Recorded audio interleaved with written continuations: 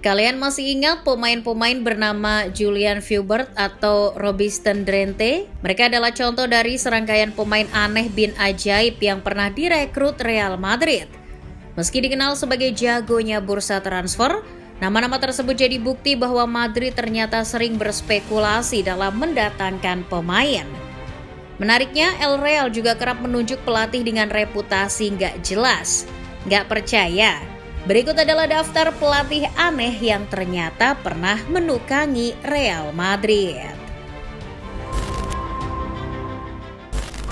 Meski memiliki unsur Luxembourg di namanya, Vanderlei Luxemburgo ternyata bukan orang Luxembourg, melainkan orang Brazil. Kalian pasti jarang mendengar nama yang satu ini karena sebagian besar karirnya memang dihabiskan di Brazil. Entah kesambet apa Madrid kok mau mempekerjakannya. Vanderlei ditunjuk sebagai pelatih Real Madrid pada akhir Desember 2004. Sebelum itu, ia tercatat hanya melatih beberapa klub Brazil seperti Santos, Cruzeiro, Corinthians. Ia juga pernah melatih timnas Brazil periode 1998 hingga 2000. Nah, di periode itu, Vanderlei membawa tim Samba menjuarai Copa America 1998-99. Mungkin itu yang membuat Madrid kepincut mendatangkannya. Vanderlei hanya bertahan 1 tahun di ibu kota Spanyol. Ia gagal memberikan gelar juara dalam periode tersebut. Padahal saat itu skuad Vanderlei dihiasi pemain-pemain kelas wahid seperti David Beckham, Zinedine Zidane hingga Ronaldo Nazario. Peninggalan Vanderlei paling cuma Sergio Ramos yang didatangkan dari Sevilla. Bukannya belajar dari kesalahan, Real Madrid malah kembali menunjuk pelatih dengan minim pengalaman di sepak bola Eropa untuk menggantikan Vanderlei. Dia adalah Juan Ramos Lopez Caro. Caro merupakan orang Spanyol asli. Sebelum ditunjuk sebagai pelatih Real Madrid, Caro merupakan pelatih Real Madrid B sejak tahun 2001. Sudah lama menjadi bagian keluarga El Real, manajemen berharap Caro membawa identitas permainan khas klub Spanyol tersebut. Oleh karena itu, ia diamanati untuk melatih sementara Madrid hingga akhir musim 2005-2006. Sebetulnya performa El Real di bawah asuhan Juan Ramos Lopez Caro tidak terlalu buruk. Dari 33 pertandingan, Madrid hanya menelan 6 kekalahan. Namun, Caro tak mampu menyumbangkan gelar apapun di akhir musim. Di Liga, Madrid finish di urutan kedua. Sementara di Liga Champions hanya sampai di babak 16 besar. Sempat merekrut Fabio Capello pada musim 2006-2007, Real Madrid kembali ngelantur di awal musim 2007-2008. Manajemen El Real justru berpisah dengan Capello dan menunjuk Bernd Schuster. Keputusan ini sempat menimbulkan perdebatan di awal karena pelatih asal Jerman ini sebelumnya hanya menangani Getafe. Meski demikian, Schuster memiliki hubungan baik dengan Real Madrid. Itu karena dirinya pernah menjadi pemain Real Madrid periode 1988 hingga 1990. Schuster merupakan pelatih Jerman kedua yang dimiliki Madrid setelah Jupp Heynckes pada tahun 1997. Meski memiliki reputasi yang tidak begitu apik, Schuster ternyata mampu menjawab keraguan dengan sejumlah gelar. Selama 1,5 musim, pelatih berusia 64 tahun itu menghadirkan gelar La Liga musim 2007-2008 dan trofi Piala Super Spanyol musim 2008-2009. Madrid jadi satu-satunya klub yang diberi gelar olehnya. Di sisa karir Bernd Schuster, ia belum pernah meraih trofi lagi.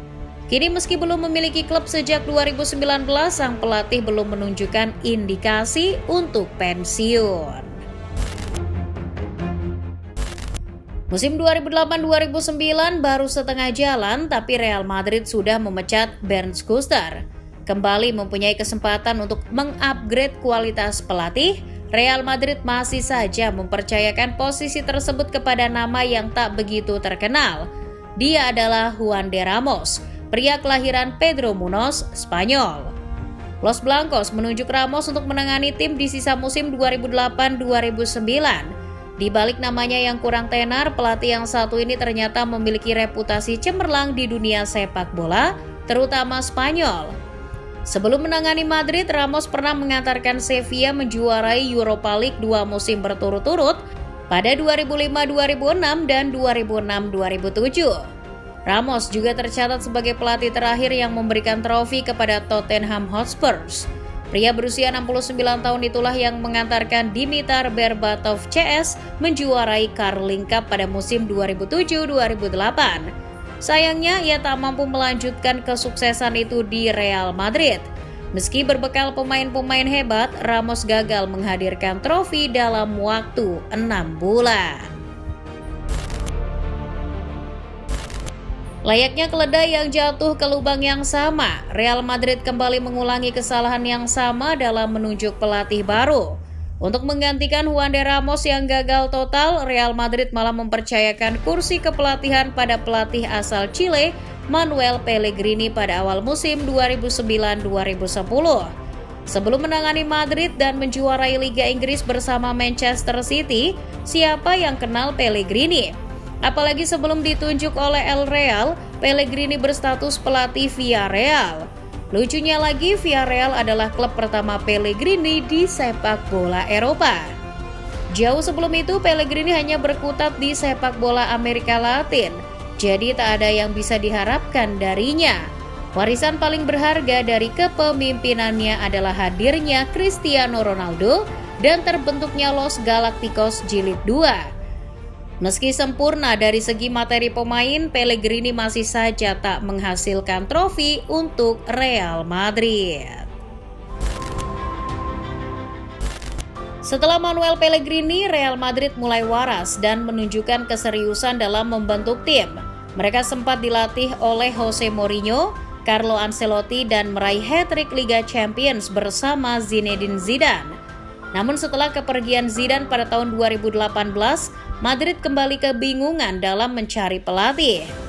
Akhirnya penyakit lama pun kambuh. Dari sekian banyaknya opsi yang tersedia, Real Madrid malah mengontrak Julen Lopetegui pada Juli 2018. Sebelum menangani Madrid, Lopetegui belum ada pengalaman melatih tim papan atas. Ia tercatat hanya pernah menangani Rayo Vallecano, FC Porto, dan timnas Spanyol. Salah satu alasan Madrid memilihnya adalah riwayat masa lalu. Ternyata Lopetegui pernah bekerja di Madrid sebagai scouting dan pelatih tim Castilla sejak 2006 hingga 2009. Sayangnya kepercayaan yang sudah diberikan tidak dimanfaatkan dengan baik oleh sang pelatih. Lopetegui justru hancur lebur di Madrid. Ia hanya bertahan selama 3 bulan saja sebelum akhirnya dipecat pada Oktober 2018.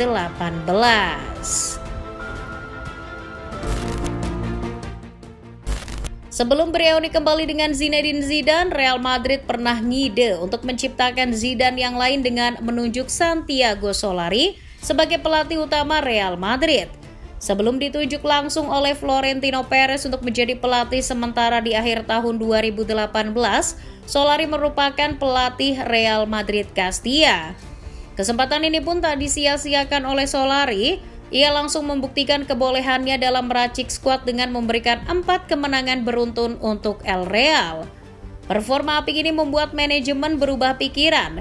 Dengan harapan Solari bisa meniru kesuksesan Zidane yang sama-sama berawal dari Castilla, Madrid akhirnya menyodorkan kontrak berdurasi 3 tahun. Sialnya, dalam perjalanan ini Los Blancos rungkat.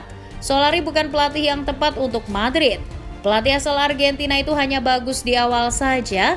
Ia hanya bertahan selama 133 hari saja di Madrid. Tersingkir di Copa del Rey dan Liga Champions jadi alasan utama mengapa dirinya dipecat. Namun kegagalan itu tak semata-mata menghilangkan kepercayaan klub kepadanya. Kini, Solari masih dipercaya Madrid sebagai direktur sepak bola.